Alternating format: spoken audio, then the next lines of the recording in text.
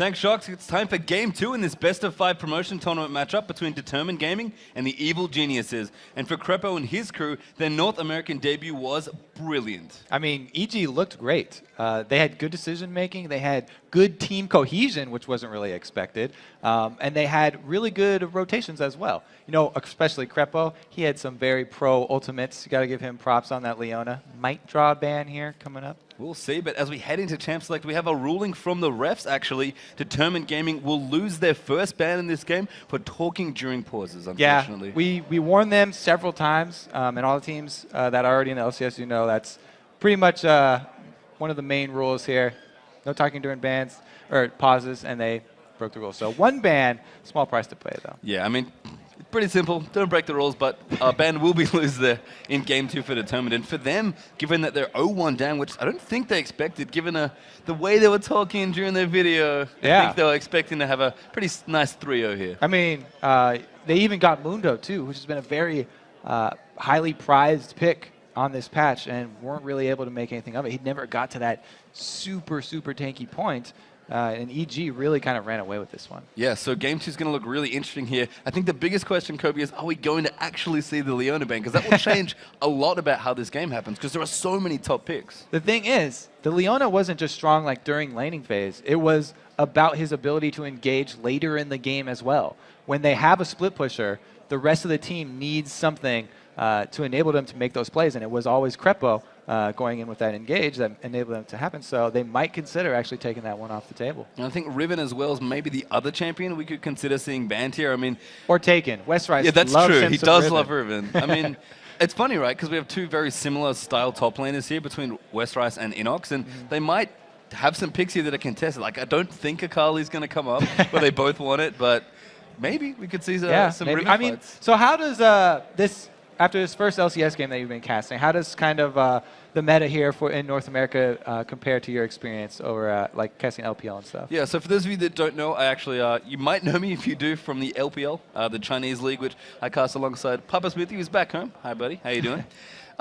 It's different. I mean, I haven't seen the Chinese play on 3.14 yet, unfortunately, so I couldn't quite comment how they're going about it. But just in general, it's actually kind of similar now. Teams are playing more aggressively, picking champions that are a little more like lane dominant and just wanting to go at each other a little more and have games. I mean, obviously the games are a bit closer than they were last season, but in terms of aggression, which is really what the Chinese are known for, yeah, I'm actually really liking the play I've seen so far. Really There fun. was definitely a lot of aggression. Yeah. Early fighting was definitely the story of that first game. I'm hoping they're not going to switch it up because that was an extremely exciting game from beginning to end.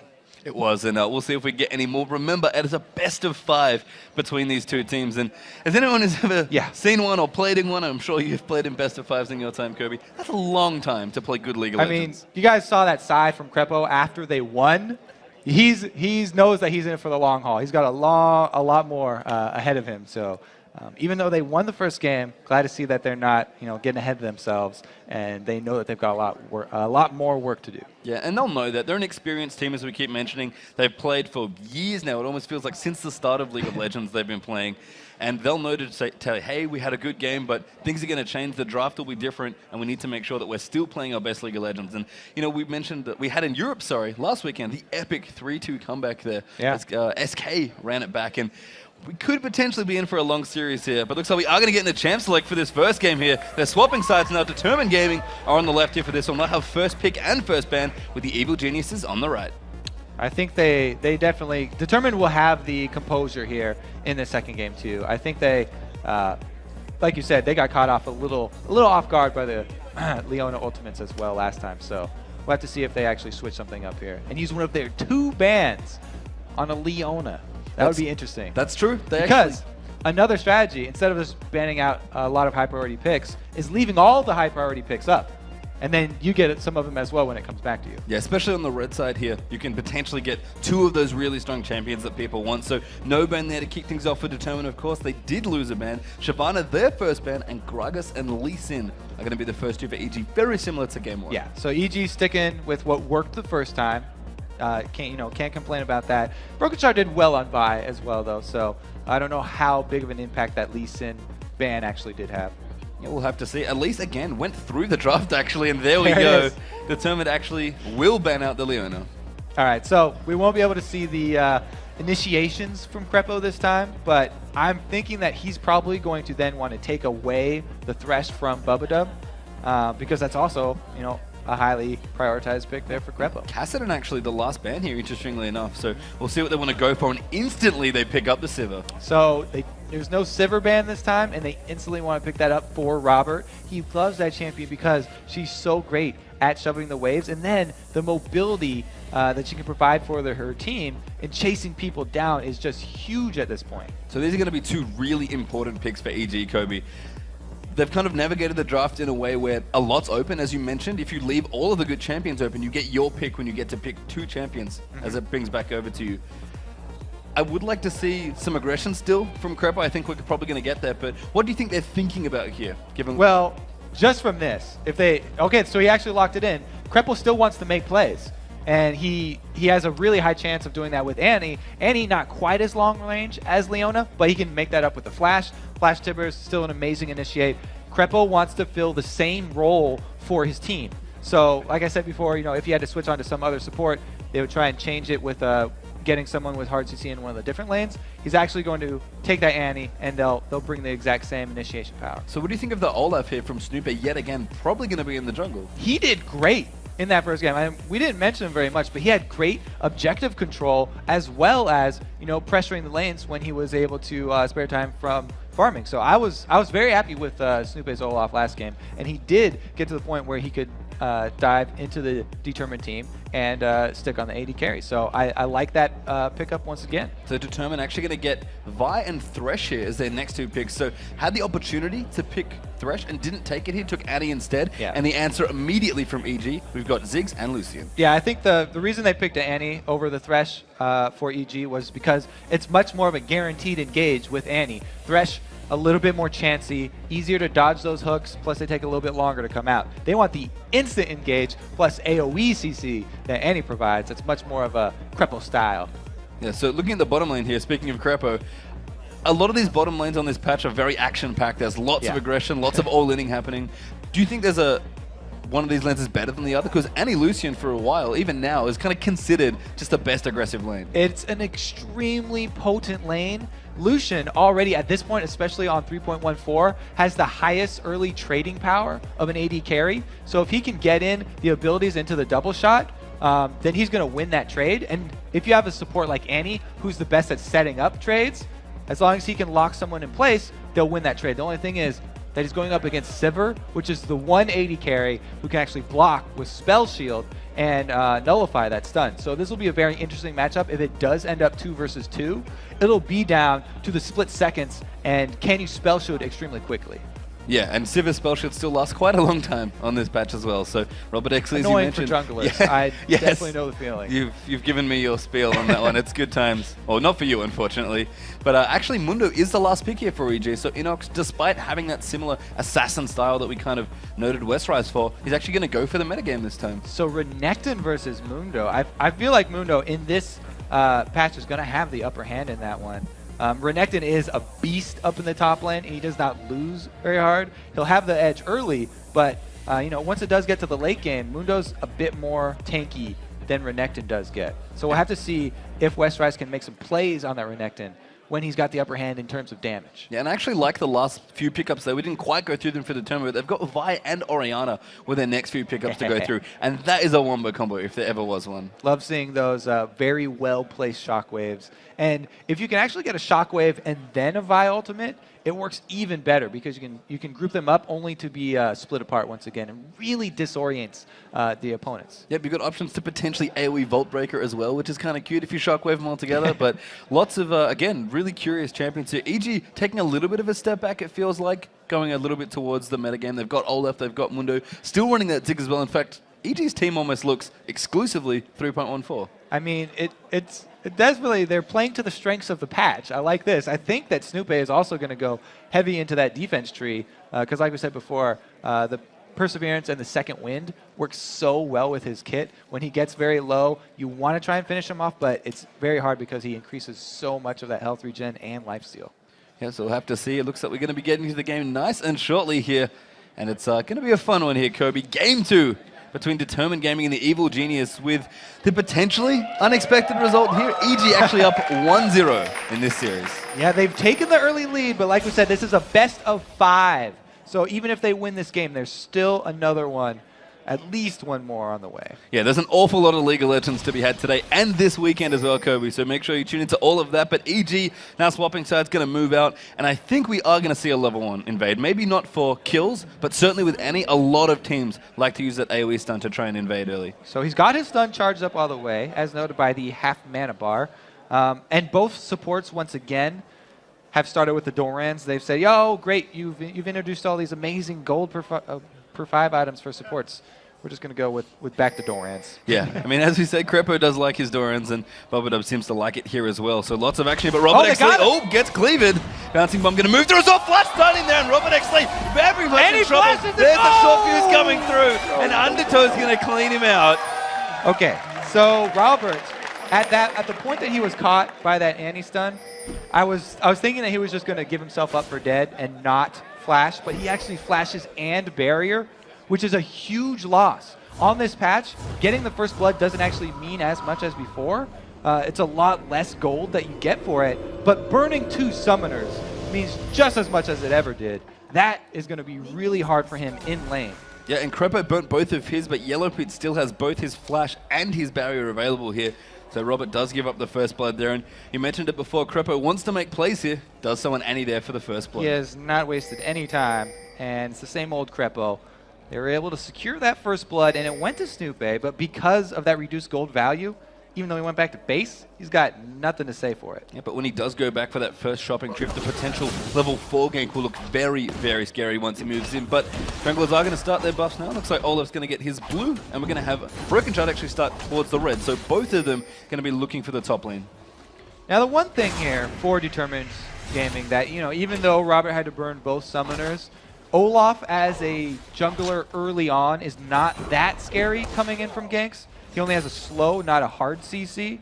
So I think that as long as Determined play a bit safer and they just put under those wards in the river, then they should be okay and wait. They could just wait out the cooldowns on those summoners. Since they were burned actually so early into the game, it wasn't even close to minion spawning. Yep, Stupid is going to hang out at the race, continue his farm. Broken Shard off towards the blue buff now as well, so should hit level 3 nice and early, and going to be able to look for the top lane if he wants to. And if you're going to keep Mundo down, you kind of have to do it early. And wow, that stat for Snoopy actually is surprising. I remember he did well in the last game, but he kind of snuck up there. Only died 1 time and got extremely, extremely tanky. I'm kind of busy watching everyone else from EG look good. Focusing on Crepo, Snoopy. Yeah, he's off to a really good start here, though. And in the bottom lane, it's as expected. They're going to have the upper hand because Robert knows he does not have a barrier to fall back on. And like we said, the early trading potential of an Annie and Lucian lane is extremely high. Yeah, looks like Broken Shard hanging out towards the top lane now. Gonna maybe look for a gank here, especially without the spell shield, as you mentioned, down the bottom lane. They're very hard for Siva to really get any work done, and Vi's gonna back off. Now, the thing is, this is the 3.14 patch. So the trinkets that you buy, since everyone has bought this yellow trinket, they show how many wards you've placed. And Broken Shard should have looked at Inox's inventory, moused over his ward trinket right there, and seen that he's placed the ward. So he wasted a little bit of time right there. It's one of my favorite tricks that's now gone in the current live patch that you can't actually do anymore. But it just made gankings for junglers so efficient. You can check how many wards each laner has placed and usually guess where it's been placed. Is that the penance for the Sivir spell shield being so long? Yeah, I mean, I was really happy with that. It's no longer live though, so you can't really make use of it now. No. But it looks like, again, we are going to have a pause. For me, Kobe, one of the most interesting matchups here is actually in the mid lane. We've got Orianna versus Ziggs. Now, Ori was very, very popular for quite a long time, but haven't seen her nearly as much now. Yeah, Orianna, you know, she can go pretty even with Ziggs there. That's a farming kind of skill matchup, but Ziggs definitely still has the upper hand in pushing. Since he can wave clear so easily and harass while he's doing it. Cheering there for the tech crew.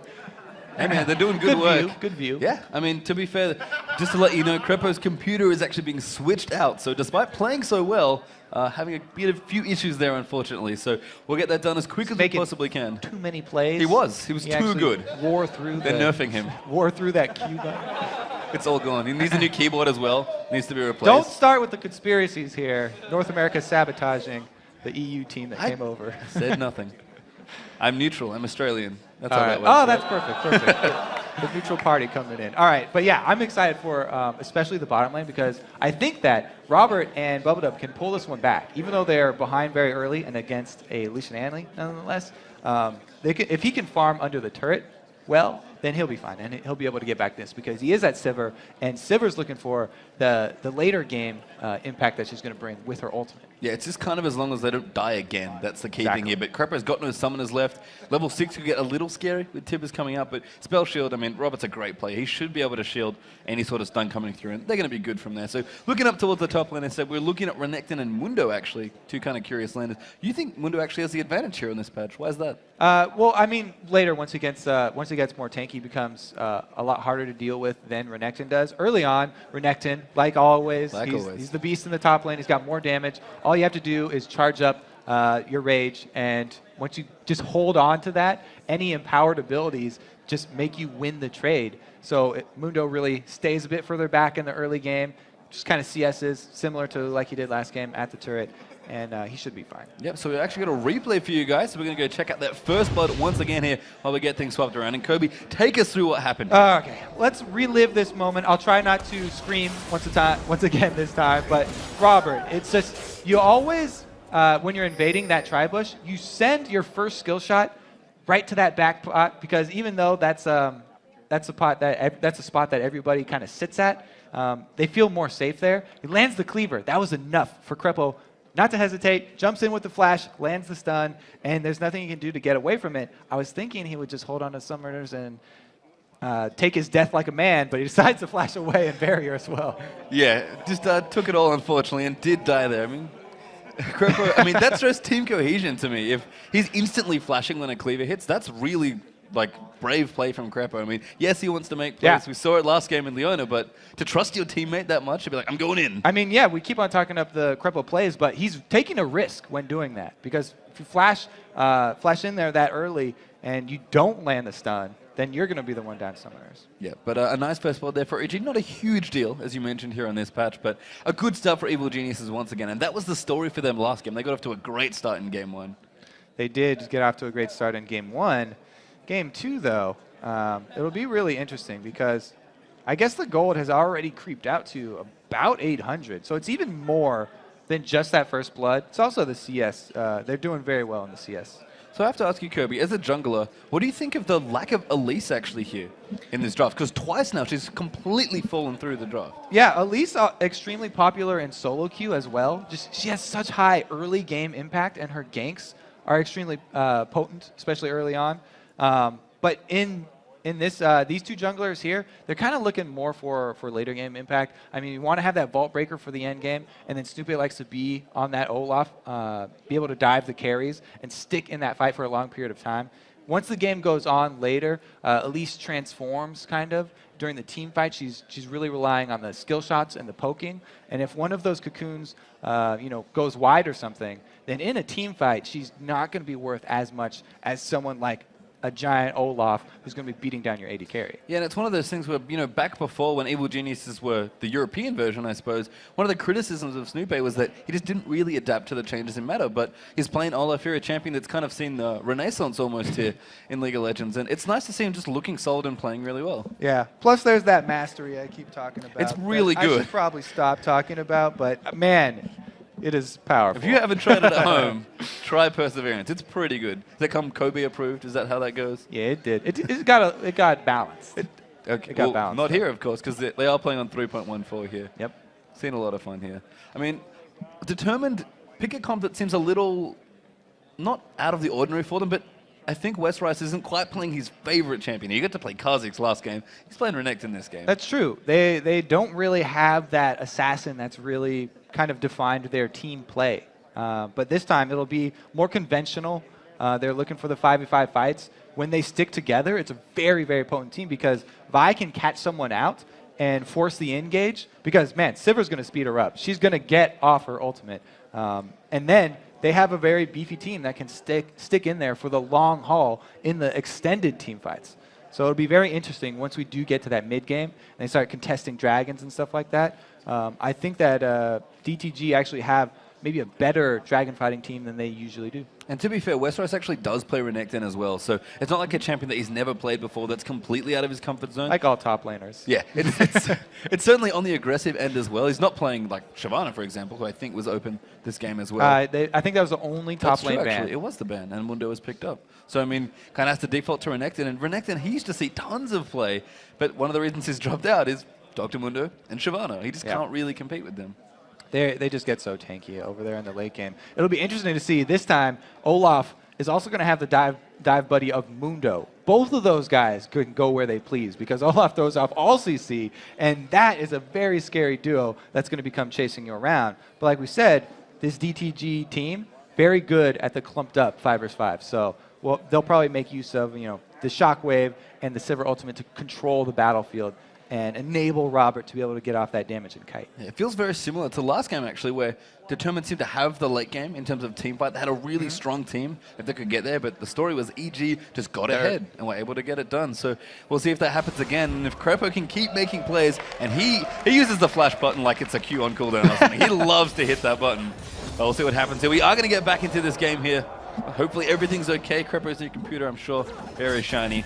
But Yellow Pit and Crepo hanging out down towards the bottom lane. Nothing massive here right now, but especially here in the lower levels, we're going to have to watch Determined Gaming's bottom lane. Let's watch the upper levels, because Olaf's going in there for a gank. Westeros there does get out there. Ooh, bit short on the undertow, unfortunately. Ooh, got some slows. Still hits him there. Westeros maybe forced to flash here. Looks like Ziggs in the mid, forced to get out as well there. As the satchel shot's going to get popped in. Crepo finds the stun, actually. Yellow Pit immediately going to dive in. And he's going to poke back and forth there. Great little trade, but Yellow Pit. Good answer. Death sentence in there as well. Flayback actually pops the barrier. Crepo round the back. He wants the kill. He's popping it everywhere he can go, but he can't quite get it.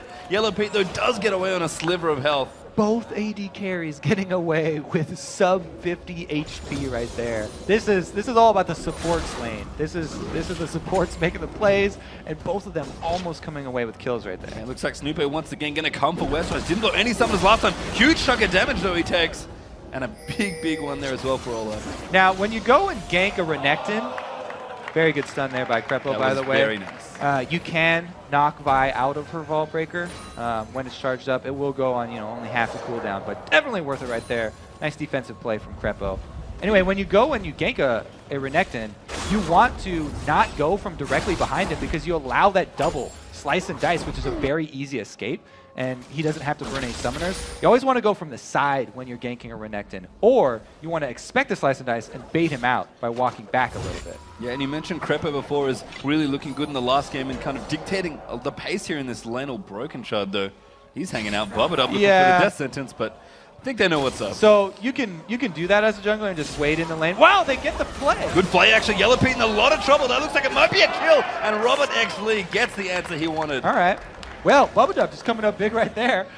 He throws out the hook, it doesn't land it, but he gets in range for the play, and that's enough. Now Westeros goes aggressive. Yeah, Inox could be in trouble. Ignite down onto Mundo as well. No ultimate available. He's going to try and run as fast as he can. The flash is up for Renekton, but decides pushing him out of lane is enough. Yeah, so Westeros, he's trying to make something happen because he knows he does not want to let this Mundo get super tanky, but because he's trying to go so aggressive, Mundo actually doing fine in the CS. Not only is he even right now, but he's got a nice wave coming to him. So as long as he can CS that under his turret, he'll actually be pulling ahead in gold. Yeah, and using that Ignite for Westeros is going to make it even harder to kill that Mundo. And Inox is on the way to level 6, as we see Pobelter hanging out in the mid, just chunking away, pushing as hard as he can on Ziggs. Actually has a sizable CS lead as a result. Wow, Snoopy doing a lot of early ganks here. He wants to make something happen bottom, but they're so close to the turret.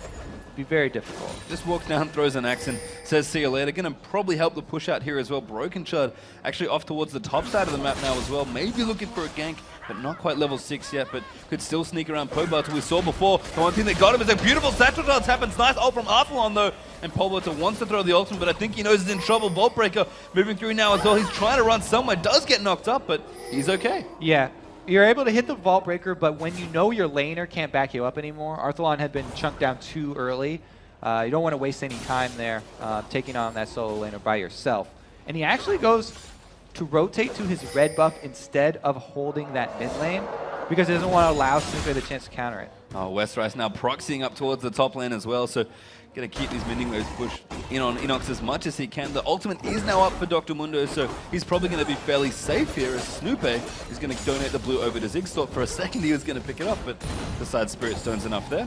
it would be very nice to have on Snoopy. I'm sure he'd enjoy that, but since Pobelter's doing so well already, adding a blue buff into that Ziggs Orianna matchup is going to make it even more painful for Arthalon there.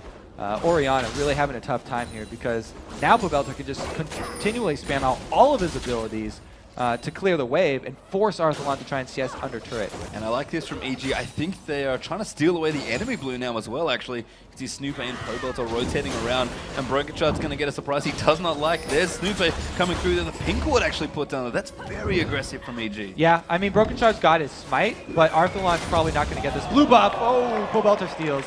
He does. Very nice work there from Ziggs, picking it up down the bottom. Yellow Pete in trouble as he eased out of the way. Now Barbado looking to go through the damage in there from the Q as well. Great double stun there, and Inox in a whole lot of trouble up towards the top lane now. He pops his ultimate, going to kite Westrice around, and he'll be okay. Throwing a trinket in his face like, yeah, have that.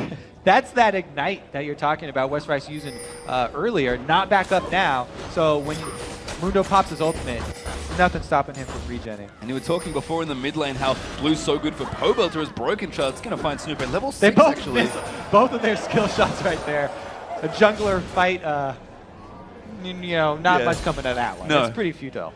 But he's going to continue to kind of walk back slowly towards the jungle here and see what happens. Yellow Pete quite low here in the bottom lane, but look at the mid. Pobelter just pushing in time and time again, and without blue buff, this is really hard for Arthalon to hold off.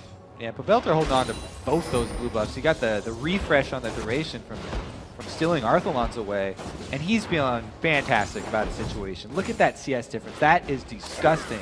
And this is the Pobelter we were hoping would show up, I guess, or at least if you're evil geniuses, you hope he plays his way. Looking really good here early on in game 2 as well, and looks solid in the last game, but Broken Shard, he's having a sniff. Looks like he wants to come in and check Pobelter. They do miss. Beautiful satchel charge there from Ziggs. You can hear the crowd there. They're impressed, and so are we. That was a very nice smirk escape. from Pobelter as well. He's happy about that one. And he seems like a player where if he's really feeling himself, if he's feeling confident, it seems like he just plays even better. So there's a double-edged sword there because Pobelter will also go for some crazy dives there. When he feels that he's ahead, he could be prone to overextending. We'll have to see if he actually gets carried away with himself or not. So up towards the top now, Inox just fighting Westrice away. You're actually keeping pretty close in CS. About 10 the difference here. He's going to clean these out from under his tower. Tower not too damaged either, so Westrice trying to be aggressive early on here in this lane. Hasn't really found a way to get on top of Inox. And he's going aggressive here. He's got Tiamat once again here for his item build. Yeah, Tiamat definitely great for Renekton for shoving that lane into the turret there, which is another way to try and keep Mundo down. And have him CS under the turret, but man, Westrice is getting to the point where it is going to be hard for him to keep that Inox in check. And since Inox is the one running teleport, it's actually bringing a lot more threat for his team because he can join them elsewhere on the map for objectives. Yep, so it looks like Yellow Pete hasn't quite gone shopping at all those. Building a Trinity Force, which is, I guess, the other build we do see from Lucian. We see Bloodthirster a lot of the time, but looks like with the Ruby Crystal plus the Longsword, he's going to go Phage into an eventual T-Force. Yeah, you can go with the Trinity Force build early. Wow, Robert pops the ultimate. Okay. Feeling keen? Doesn't quite go though, and looks like crap on Yellow Pete. Just gonna back away. He got me to sit up straight real quick. That's about He knew it. you were watching. He's like, Kobe's not sitting up straight. I'm gonna make him pay attention. Here's Arthalon gonna get the blue wraith for himself. Always nice for the mid lane to get the wraith, but Arthalon, he really needs to play catch up on CS. He's miles behind. Yeah, it's going to be very difficult for him to get back into it because, like we said, Ziggs is the shoving champion. He's just going to continually do that. Not much is going to change here. Inox could actually be in trouble here as Westrice uses every trick in the book. There's the Masochism pop from Mundo. He's like, uh-oh, need some of my health back. Gonna last it under the tower. I mean, as long as, if Westrice can't actually kill him with the all-in, but he does have his Ignite back, Inox is totally happy with what's happening. And Inox, he actually also has the option, since they're up top, to go farm double golems. If he gets to the point where he feels like Westrice has kill potential on him, then he can always retreat into the jungle and come back to farm a turret. Yep, so it looks like Determined just kind of sniffing around the mid once again. Broken Shard really wants to kill Pobelter, but there's a nice ward being placed down there, and Pobelter is really feeling himself in the mid lane. Yeah, good ward by him, but here we go, the stun does land. Oh, bear down as well. Robert actually needs to be careful. Didn't click the lantern, the ward play. So that's a very cheeky little play that we've seen quite a lot, is dropping not only wards, but pretty much anything you can on top of the lantern to block it so that your opponent cannot click on it. The tippers was there as well, just for good effect. and they're able to take down Robert and looking for the objective after. Yep, Evil Genius is going to pick up a Dragon a little later than they picked it up in Game 1, but again, just looking so cohesive here as this team determined they're sniffing around to maybe trying to find the steal. Wow, they're being very cautious about this one, taking out all of the wards. Yeah, they've got to be careful though. I saw the teleport started by Enox, but wow, they're didn't still want to waiting. Go. Oh, good ult there as well for Orianna. The Dragon does go down though, and Crepe could be in a little bit of trouble, had the stun, didn't want to throw it over the wall, and a bit of a weird one, but the first Dragon. All right, so it was actually really good that they waited that long because Snoopy did smite early, and he did not get the Dragon with his smite. So it looks like it was a good call there. But props to EG. Yellow Pete did manage to pick up the slack there for Snooper, and he did get the first Dragon. So again, a nice early 2,000 gold lead. Babelter now grabbing another blue as well. So the pain continues for Arthalon at mid. If he gets denied another blue here, and again, they were up at very similar times, so it should be back up now at this point as well. He doesn't have his... Sorry. Yeah, exactly. I don't think Snoopy is actually in place to counter this one because he got so low tanking that Dragon for years. Yellow Pete now 1v2 down the bottom, but just using his smooth moves there. Lucian, something we didn't mention, but when you have a dash like this as an AD carry, you're even better against a champion like Thresh as well, which is kind of a nice little extra. Yeah, he dodges both skill shots right there. Some nice jukes from Yellow Pete. Yep. And now Arthalon gets a little low, has a bit of trouble, but is able to solve the blue buff for himself, and he'll be very, very happy to have that picked up. Again, the CS lead, really massive between those two. It's closing on 40. As we already have so let's the Dragon. Uh-oh. Let's take a look. The EU jungler import that they've gotten. Red buff is very difficult. There's the Broken Shard smite, and looks like Lizard wins out in this fight. You win this time, Lizard. Tricky Lizard. Very tricky. Paul Broken Shard there. Didn't quite catch that one, but everyone else did. And that was unfortunate, to say the least. Yeah, that's... No red buff this time. As Pobelter in the mid on Ziggs, blue buff still going. He's going to be pushing as hard as he can. Tower very low, but Evil Genius is in the bottom lane there. They're going to have to watch out. All right. So we're we're going to have to watch that Robert running from the fountain. It looks like they have a good pink ward as well in this bottom bush. So they won't have the surprise attacks from Crepo. Well, never mind. They just cleared out the pink ward because they sniffed that one out. One of the drawbacks of getting that side lane or side bush control is that pink ward's now being visible. You can just walk in there and auto attack them. So Belter is not letting Determined to have anything, even their own Wraith. No, and that's a very bold use of your ultimate if you're Pobelter, to use it to steal away the Wraith camp, but just annoy and damage the jungler a little bit. So it was actually a really good move by Pobelter. He damaged Broken Shard with that ulti too. So if Broken Shard died to another jungle camp, which he apparently he might do again, then it was a really sneaky play there because he'll get kill credit. So one thing I do want to ask you about, Kobe, is trinkets is something we've really seen come out in 3.14 that you've mentioned. EG did this last game, but they have a very fast triple red trinket. That's pretty quick, triple red trinket, you're right. Already looking for those sweeping lenses. And you do need to upgrade those as well before they become extremely useful. So it's a pretty good little investment that you're going to have to make because you're not able to use it again for a nice cooldown. So what you want to do is place your ward, then go back to base, then sell it and buy the new trinket. And so Pobelter, as you can see, looking good in the mid, still streets ahead in terms of CS, and looking to take out the first turret of the game, actually, potentially 1v1. That short fuse passive there from Ziggs, looking really good in terms of getting that tower down. I mean, Arthalon going to defend with the blue buff as best he can, as Mundo sniffing for something here. They are going to go in towards the back. Enox there, as Robert actually pops the ultimate, and that's really smart play from both teams. Yeah, teleport burned, but nothing gained there. And it is going to give Westrite alone time up there top. It looks like they're making the rotation already, so Snoopy will probably be able to clean up most of these minions. We'll have to see if Westrice can actually cut him off before he gets there. And that's the first teleport we've seen from Enox that wasn't massively high impact, unfortunately. He's looked really good with those ports for the most part, but couldn't quite make it happen there as Snoopy actually here on top of Westrice. The tower does go down as Renekton gets enough time to take it out in the top lane, and Determined Gaming catching up nicely at 2 towers to none. It was a very good answer there. Westrice was able to make Enox pay for that teleport. Not only was it unsuccessful in grabbing a kill, but now the top turret being down does allow Westrice a lot more room to work with up top. Yeah, it looks like Snoopy just clearing them out in the mid here. Westrice wants to stick around as much as he can, just annoy Snoopy. Good damage actually coming out there.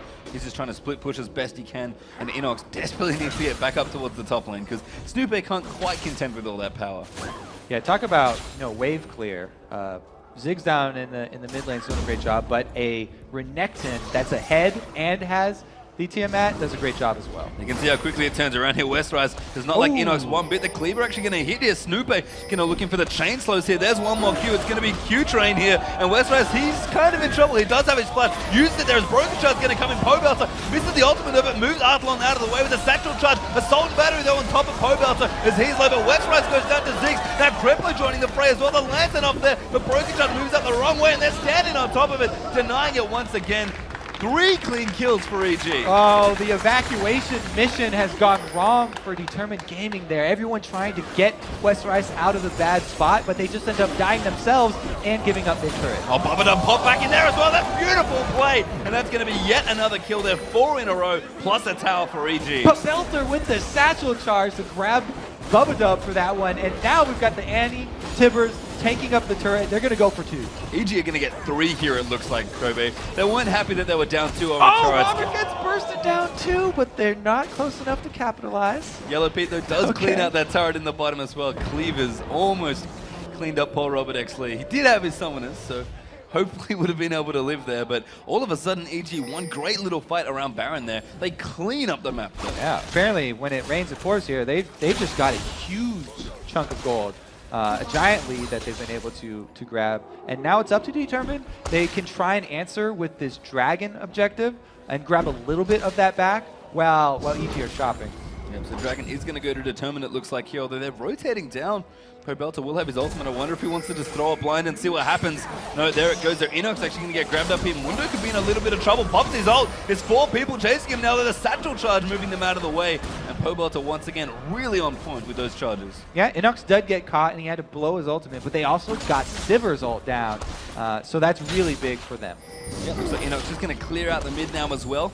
Which should be equal on Dragons now as Determined Gaming picks up the last one, but Evil Geniuses once again looking aggressive here as Yellow Beat's hanging out with Crepo.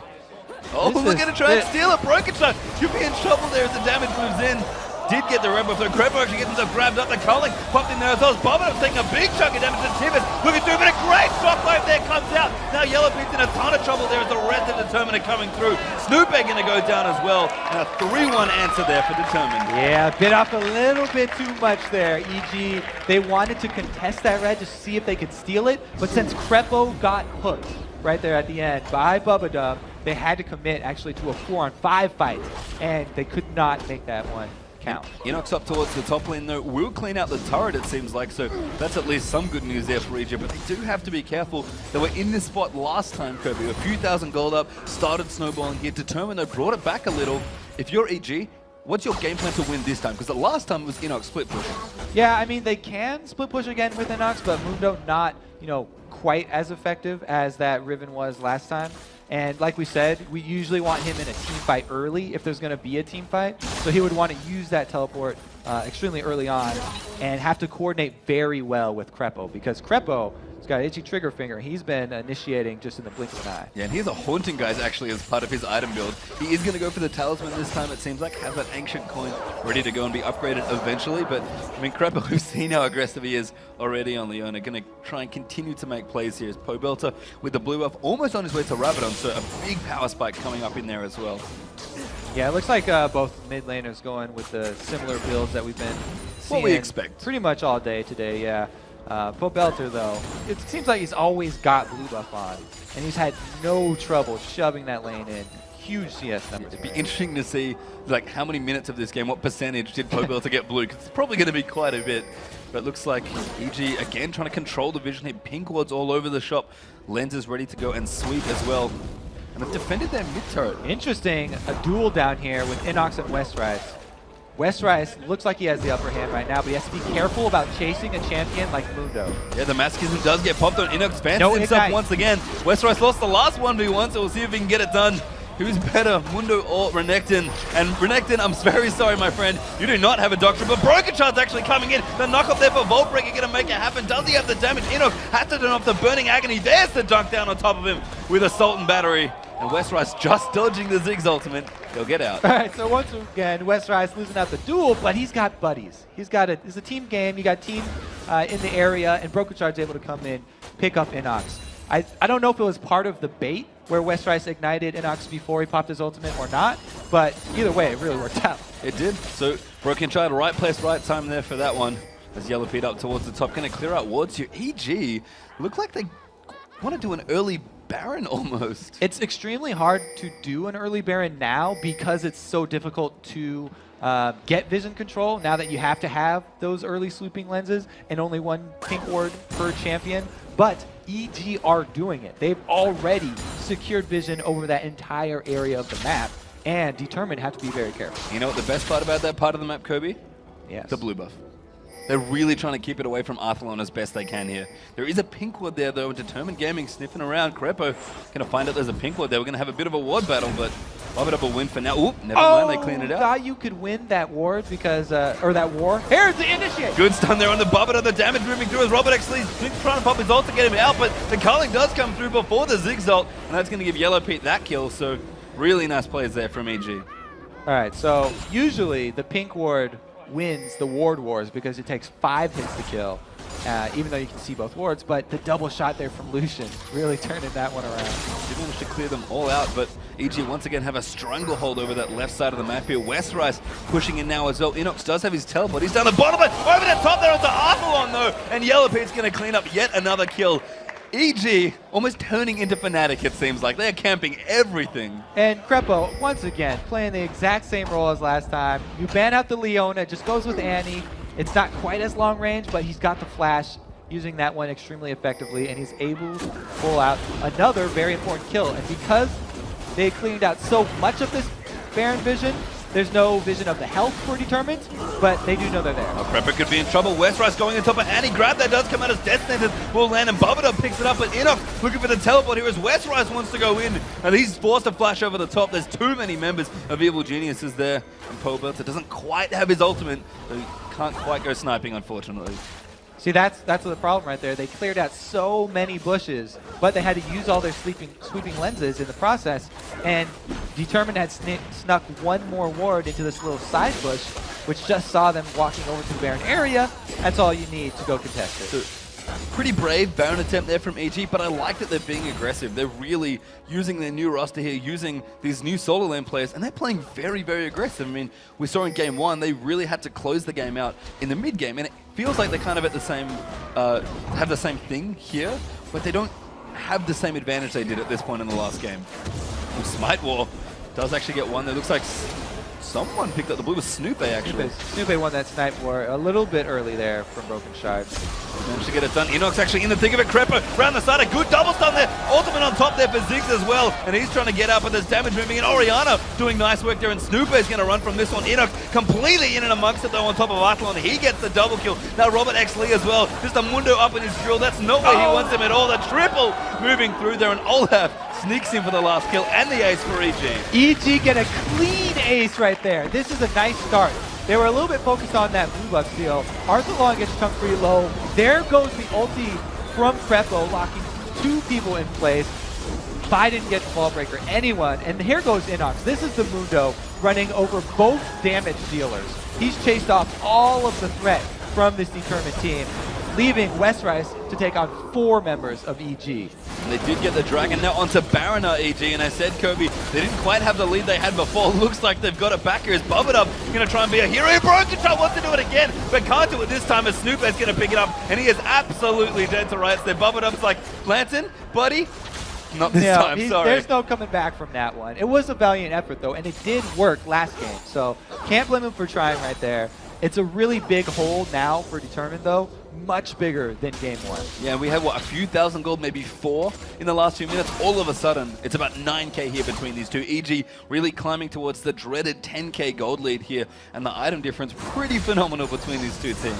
And what they can do since Ziggs is so fed, we've got Pobelter with basically the highest damage early build that you can have, the Death Cap plus the Void Staff there. They can just go siege up at turrets, and he can harass while they're taking down the turret. So if they wait there for any amount of time, then he's going to be landing all this AoE magic damage on the entire Determined team, And if they don't make something happen very quickly, they're all just going to slowly be whittled down. And Baron buff, great for a siege here as well. You can see Robert Exley down towards the bottom trying to get the split push done, but Inox will rotate around to clear these out. Doesn't have his teleport up right now, so he's going to have to be a little careful with rotating with his team. But EG once again in control of this second game here, and just looking to close it out. And Determined Gaming kind of had to hold on for the late game in game 1. Couldn't quite get it done. Kobe, if Determined are going to do anything here, what do you think they can do to try and bring this back? They need to catch somebody out with that Vault Breaker or the Assault and Battery from Broken Shard. You got to speed him up with the Sivir ulti and catch somebody unawares, because in the 5-on-5 team fights, we've already seen that Inox is going to run over the damage dealers, and the rest of EG are going to have the CC to be able to lock up Determined Gaming, so they really don't want a 5-on-5 fight. Big amount of vision control coming out there for EG as well. The tower does go down there in the bottom lane as Pobelter's going to pick that up. 5 for 3 now in turrets here as EG officially get themselves over the 10k gold threshold in terms of lead. Snoopy going to get himself grabbed up, but he's not too worried. Crepo going to take a tap in there as well from Oriana. But we talked about it, Kobe, the Baron's on who the siege really is on now. They've got Baron, but at least for Determined's sake, there's no blue buff on Pobelter, so he's missing a little bit extra cooldown reduction, and he will slowly start draining that mana. But like we said, the passive as well, hurting for those turrets, and they're getting the small poke that they need from both him and Yellow Pete. I mean, the biggest difference in this one is that they've got a super tank now as well in Mundo, so they can do exactly what they're doing now. Walk up, face tank, do a couple of hits there with the passive from Lucian and Ziggs, and they're slowly going to get this tower down. In fact, not even that slowly. Yeah, pretty quickly, actually. They've also got Snoopy here, who is again on Olaf, slowly crept up to a very formidable force who can dive right behind Inox. And there's just poke coming left, right, and center here. Determined Gaming really digging to defend this inhibitor turret, but if it goes down, a big fight is likely to break out here. I mean, they've still got their abilities. They've got great AoE and CC. So if they can find them in the right spot, if EG overextend, then maybe we can get it done, but they're going to go in. All right, so they grab the tower pretty easily, and that means there probably won't be a fight around the inhibitor. If you're not going to fight over the turret, then you're not going to fight over the inhibitor because there's no more extra damage. Yeah, so Determined do the smart thing there and back off there, but Evil Geniuses get the bottom turret now. Should make the next Baron a little bit easier. I believe that should be up within the range of 4 minutes there before that inhibitor is able to come back up. And again, Evil Geniuses a big lead. They just have to find a way to close out this game. Yeah, the thing is, they don't even have to wait for another Baron. If they can grab the blue buff for Pobelter, they can do pretty much the exact same thing that they just did down bottom. Just rotate to another lane and siege up. And they'll be looking to do just that here in this one as Crepo stun at the ready. As always here, Snoopy even going to do a bit of counter jungling in there as well. You can see the items really coming up big for EG now as well. Trinity Force Bloodthirster with a likely left this. Oops, Snoopy going to get himself grabbed up. Actually blows the ultimate there, interestingly enough. Does not want to get caught. Yeah, blowing that ultimate early not going to hurt them too bad because they're all buying right now and they're not going to siege up for a good amount of time. So he'll have the cooldown running on that one. And I guess better safe than sorry. Yeah, he's got quite a lot of CDR as well with his item build, so he's not too worried what's happening. And again, the items really coming out. I mean, look at this Mundo, Kobe. He is huge. We talked about Mundo not really getting to that super tank point last game. Inox is definitely there. Yeah, I mean, he's going to be able to run through the entire team. And he did that in the last fight. He just ran through everybody, found Robert Exley, found all the squishies, and it was problems for Determined, to say the least. So really holding on. I mean, Kobe, as we look through this game, EG with such a big lead, Dragon coming back up as well that they could look to pick up, and we've seen how good their objective control is. How did this happen to Determined once again? I mean, this time it was really, it wasn't the Inox teleports changing the game. It more stemmed from that Pobelter domination mid allowed them to gain a lot of ground in the jungle as well. And then they were easily able to control all of the objectives as soon as they got their kill. Yeah, Inox are going to get death sentence up, but he's okay. I mean, he's Mundo. He's not particularly worried about anything that Determined can throw at him right now. Last whisper is finished for Robert Exley, but EG going to start the siege once again. And even though they have teleport up on Inox, it's better to have him with the team for the initial fight rather than have him splitting, because he can't split very far. The only open lane would be mid lane, and that is a very short distance to teleport. Almost takes as long to teleport as it does to walk over. Yeah, and EG going to get themselves another turret there as well. Really sticking together here. Just sieging down Determined. You see Robert Exley forced to move out there. That could mean EG looking could look to dive here, and they do have the champion to do so in Dr. Mundo. Robert, I mean, he's got 3 items on Sivir, but he's struggling to clear out the super minions. Yeah, he's struggling. Meanwhile, Pobelter is just going full damage here. On top of his already Death Cap and Void Staff, he's added another needlessly large rod. You can see the short fuse there, the passive coming in, just the damage coming through. That's the Sivir ult pop there. Broken Shard takes a big long ride. The great ultimate there from Orianna, but Inox and Crepa around the back on top of Robert X. Lee as Pobelter picks up a kill on Nevi. There's Snoopy taking out Renekton as well as Restless is going to fall, and now Babadev just gets rampaged through as Orianna and Robert X. Lee bleeding back towards their base. You can't blame them for trying there. That's the combo they were wanting to go for. The Shockwave after the... Oh, Archelon though. He did pick up the kill on the Ziggs, but I think he's going to pay for it with his life. And EG just rampaging through the base and determined now. Robert X. Lee's going to try and cut where he can. Inox still on top of him, and Snoopy, not particularly worried, actually dies there, so gives himself the double kill. But determined, they got a couple of trade kills back there, lost a lot of their base still. 2 inhibs down now. All right, Robert is able to chase them out of the base for now. 2 inhibitors down, though, is gigantic. Here goes the beautiful combo. They pulled this one off extremely well, even though Pobelter got his satchel jumped off. It was a good Shockwave combo, and Westrice went in with him, but they're so far behind that they can just get melted very easily as the EG team collapses with all their damage dealers, melts through the tanks, then moves on to the damage. Yeah, and it's a great looking combo, but that's what Determined Gaming wanted to do 10 minutes ago, at least, maybe even 15 minutes ago, around one of the earlier Dragon fights. I mean, this is desperation Baron Kobe that they're looking for now. Yeah, it seems like the early game here for Determined has been the story both times.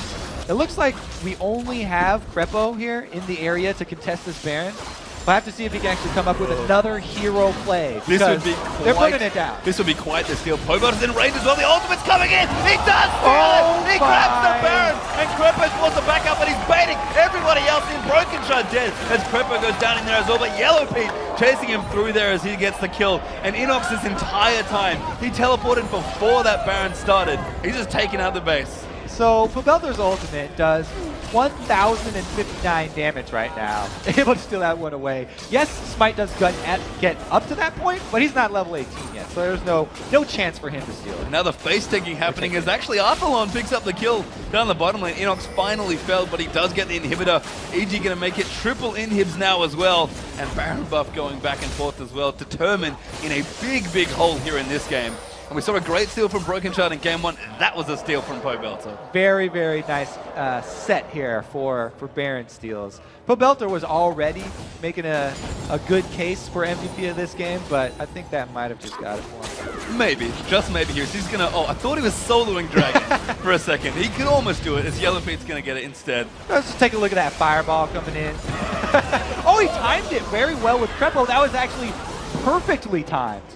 Right on top of each other. So even more than that 1,000 damage Ziggs ult was also the ult here from Crepo. Yeah, Tibbers does a reasonable amount of damage, Kobe, that's for sure. Yeah, you know, he's only got that 400, but that's pretty good too. 14, there's no way you're outsmiting 1,400 damage. And I love this from Crepo as well. Needlessly large rod now in the inventory. Has home guard boots actually. I was hoping he would go the distortion boots and give me the Makako Tabe special. Not this time, unfortunately. More plays, please. More plays. He loves to flash. Yeah, he does.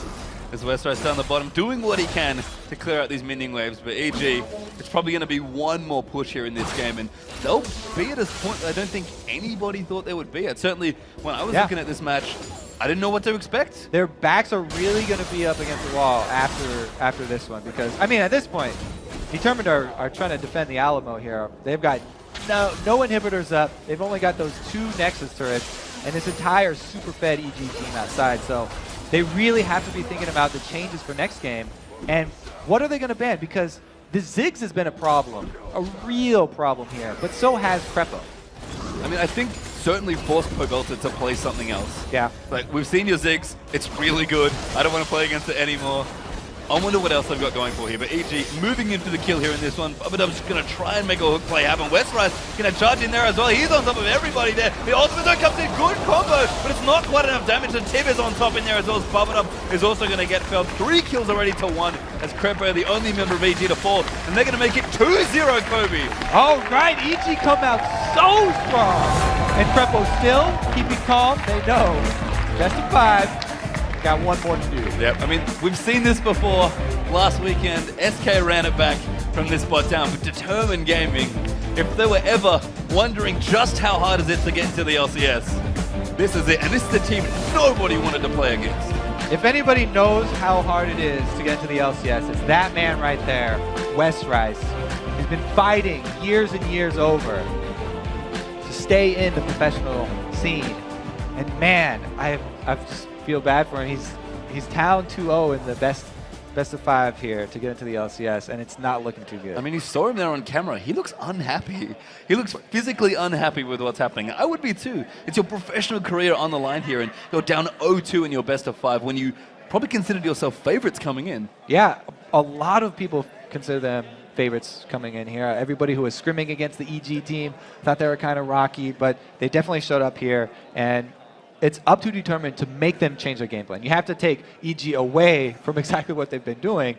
The only problem is all their players are playing extremely well. Inox, you can't ignore Inox because he's been shown himself to play the Mundo and the very tanky top laners, but meanwhile you want to use a ban on Ziggs, you want to try and do something to stop Crepo from making plays. There's just too many things to deal with here for Determined. Yeah, I mean, normal teams have 3 solo laners. EG has 4. Crepo has been playing so well in this series. He's played Leona, he's played Annie. I mean, they could ban those, but there's very few bans left at this point. And Determined, they're going to have to find something here. And I think, as we said towards the end of that game, Ziggs has to go. Yeah, that's been too much right there. I mean, Pabelta really had a stranglehold on that lane from the very beginning. He just constantly was shoving Arfalon around, and there was not much that you could do after that. No, so we'll see what is going to happen here in our 3rd game here. And again, just did not expect what is happening to happen here. But Evil Geniuses are up 2-0 here and Determined. I wonder what they're going to change here. I mean, when drafts change, of course, lots of things happen. If you change even just one pick, things get very, very different. Now, when you get real desperate like this, you can go for the gambit that is just leave everything up. Use all of your bans on one person, like Crepo or something. Then you leave all of the super top laners up. Even if you are first pick and then they get 2, there's still so many picks left up as long as you leave all the OPs up and you use your bans just on one.